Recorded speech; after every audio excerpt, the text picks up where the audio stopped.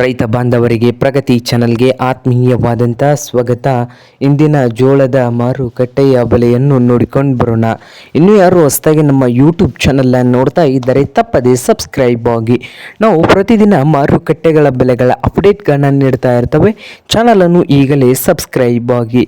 ಇಂದು ಜೋಳ ಯಾವ ಮಾರುಕಟ್ಟೆಯಲ್ಲಿ ಒಂದು ಕ್ವಿಂಟಲ್ಗೆ ಎಷ್ಟು ಬೆಲೆಯನ್ನು ಹೊಂದಿದೆ ಅಂದಾಜು ಬೆಲೆ ನೋಡೋದಾದರೆ ರಾಯಚೂರದಲ್ಲಿ 3,000ದಿಂದ 3,500, 3,000ದಿಂದ 3,500 ರಾಯಚೂರದಲ್ಲಿ ಒಂದು ಕ್ವಿಂಟಲ್ ಜೋಳದ ಬೆಲೆಯನ್ನು ಹೊಂದಿದೆ.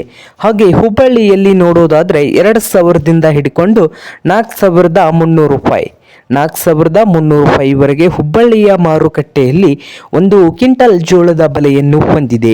ಹಾಗೆ ಸಾಂಗಲಿಯಲ್ಲಿ ನೋಡೋದಾದರೆ 4,000ದಿಂದ 4,600 ರೂಪಾಯಿವರೆಗೆ ಒಂದು ಕ್ವಿಂಟಲ್ಗೆ ಜೋಳದ ರೇಟು ಸಾಂಗ್ಲಿಯಲ್ಲಿ ಹೊಂದಿದೆ.